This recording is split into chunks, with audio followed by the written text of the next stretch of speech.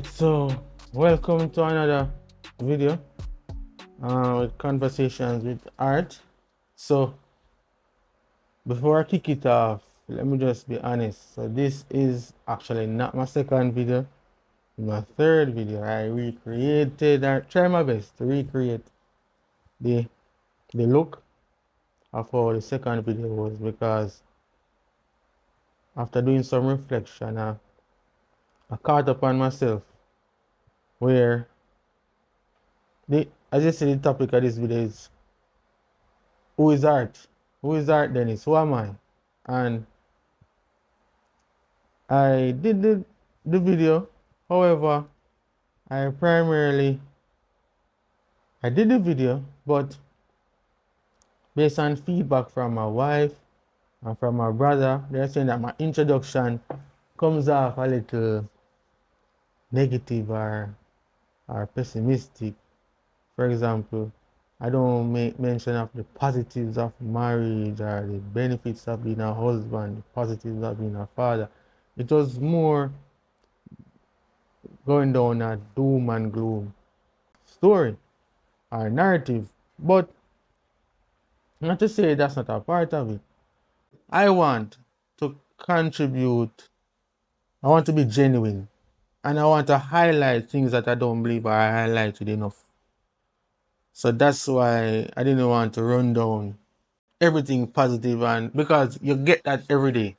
You get success stories on social media every day. You get success stories on profile, but people really don't go down to the nitty gritty, the increments, the things that make them or contribute to what they really are today. It's like someone will tell you that, oh, I went to school and I studied and then I became this big entrepreneur, and they don't push in that part where they say, oh, the father gave them a 1 million US or 100,000 US, or their uncle or their godfather or their godmother give them a start.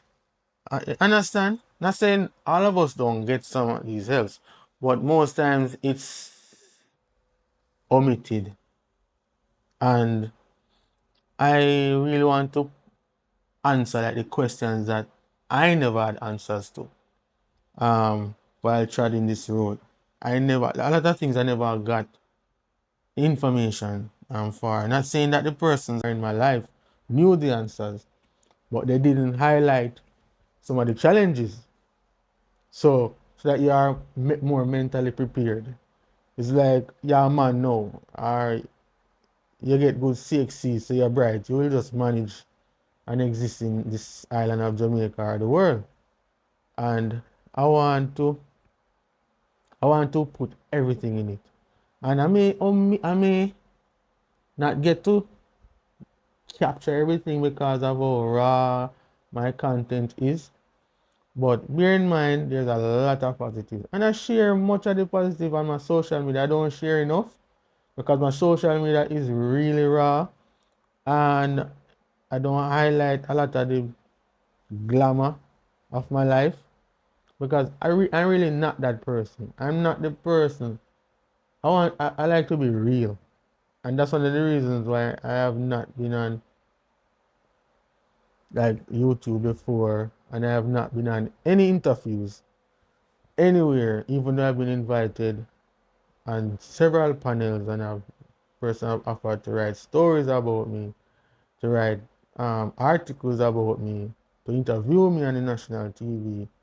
I've never accepted any of those because I think fear contributes to it, which shouldn't be. But I think what contributes to it is that I want to keep what's mine. And I'm not that person. I'm not that type of person. If I have a friend, I want to keep that friend from me. I like to keep my family from me. So as I say, moving on with art.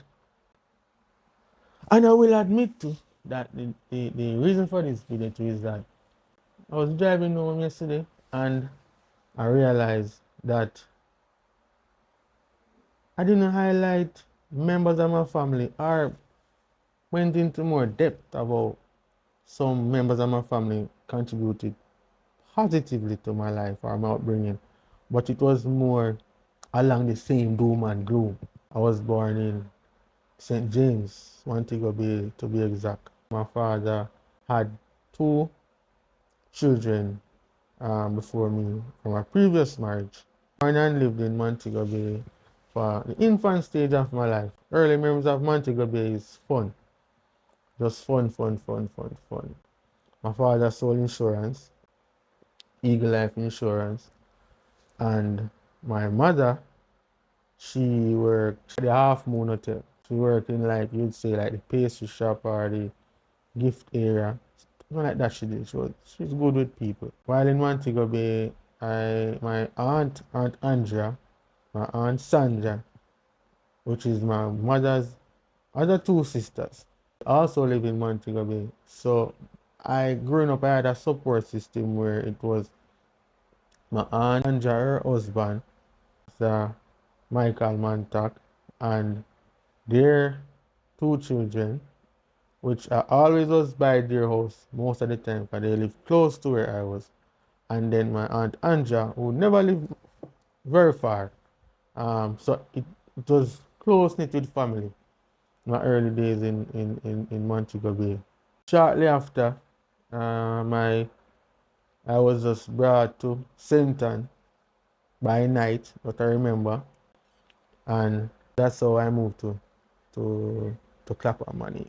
I attended the Watsonville Basic School run by Mrs. Carter. She was the principal, very good teacher and a stalwart of my community. I think she's still alive.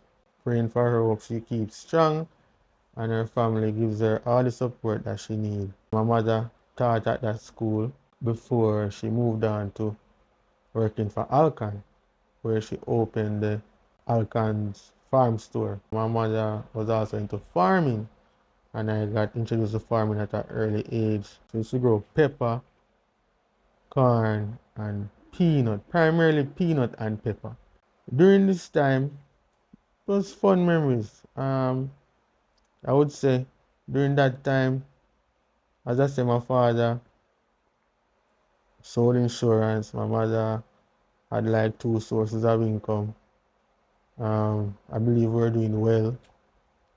Um, yeah, because I never understood. I wasn't exposed to certain things at that young age. I was like, oh, I'm growing my children now. That's how my memory of with my parents in those early stages very protected.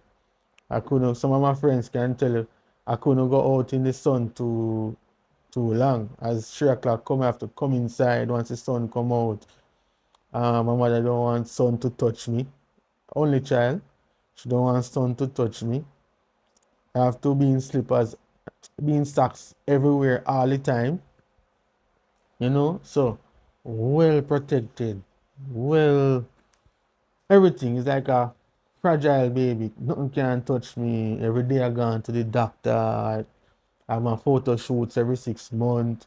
And just how you want a child to be taken care of. Those are my memories of me with my mother and father. My father was big into boxing.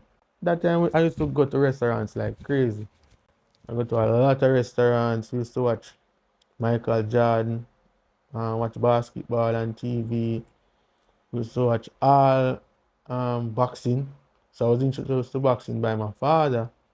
Not so much basketball, but boxing. So I did a lot of boxing growing up. So I love boxing up to this day. However, my father migrated. Soon after, like a year, boom, my mother migrated too. Now I was in what, grade 2 at Manning School. My parents weren't around. It was new for me, challenging. There's some memory, a lot of crying, you know. Miss your parents, sometimes anything, if somebody talk to you of, I want my mother, I want my father. That time I used to love my father. Before my mother left, I always tell her that I liked her, but I love my father. And because my father had this way of spoiling children, even children that is not his.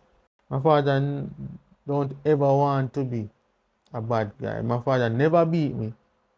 I remember at 4 years old when I moved to St. Ann at 4 or 5, maybe 4 or 5. I remember I did something very wrong, and he was at the house and he shook me like this. That was the first and only time my father ever scolded me. He shook me like this.